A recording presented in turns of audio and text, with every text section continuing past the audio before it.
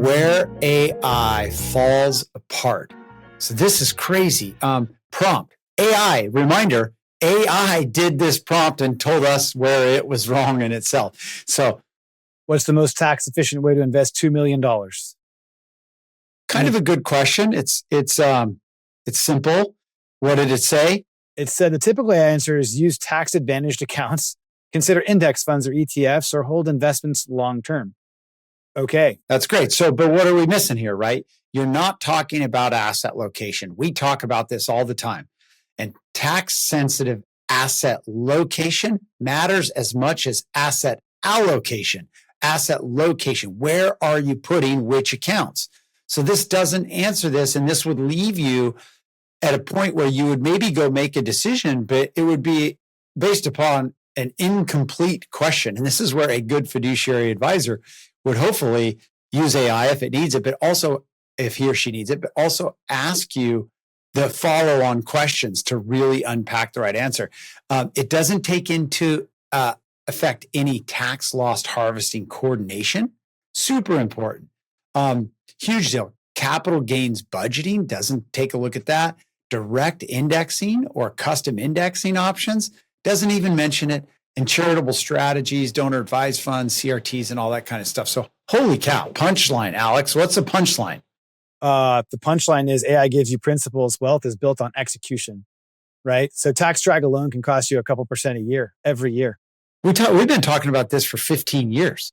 Tax drag and how to build a more tax optimized portfolio. So much that we put CPAs in our wealth management practice to do tax returns for our wealth management clients because that integration and that tax has such a meaningful impact on your portfolio. If your advisor's not talking about this stuff, you're missing it. And if you don't know how to prompt AI, that's not going to work either. So let's go to number 3.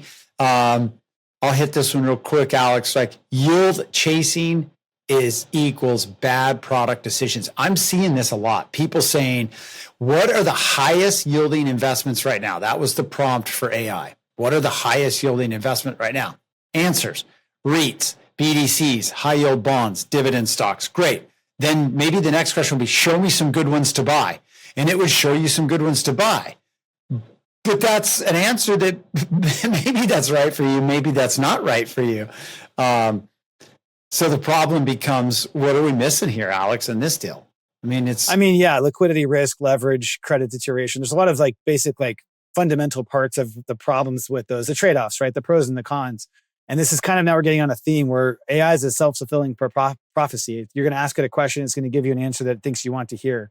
And then It's going to ask you another question. Do you want to learn more about that? It's going to keep guiding you down a path that may not be the right path.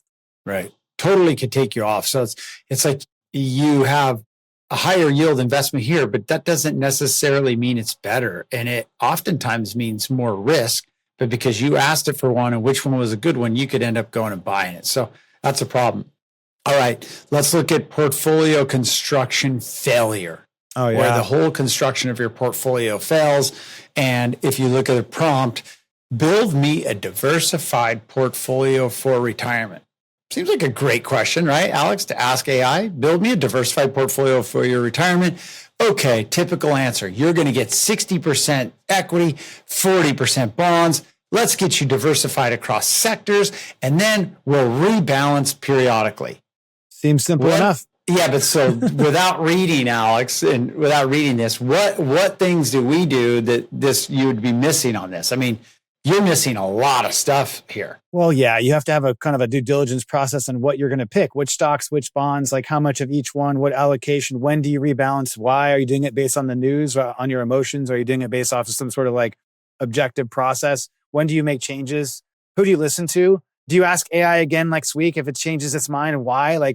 It's all these questions that really most of us aren't really thinking that way, right? We are because we do this all day, every day. But if you go into this and you ask it this question, it might actually answer the question differently next week anyways, because it's learned something new based off of how it learns. But it doesn't mean that it's right either way, right? Yeah, that's scary. The answer could change totally. And I think you miss here, in this answer of the prompt to ChatGPT or to AI was build me a diversified portfolio. It mentioned nothing about, this is a real prompt. It mentioned nothing about the correlation of assets. It mentioned nothing about alternative exposure. It didn't mention anything about how are you going to take income and are you? Because it didn't come back and ask a lot of really good questions of the person, which would have given a better answer. It just gave the answer because its job is to give you answers. And how about what's your target rate of return based on your financial plan? Right. Yeah. How much rate of return do you need? Are you going to now just go get a 60-40 portfolio when you actually don't need that much volatility? So therefore, sometime you're going to be behaviorally and emotionally stressed and you're going to make change that's not good.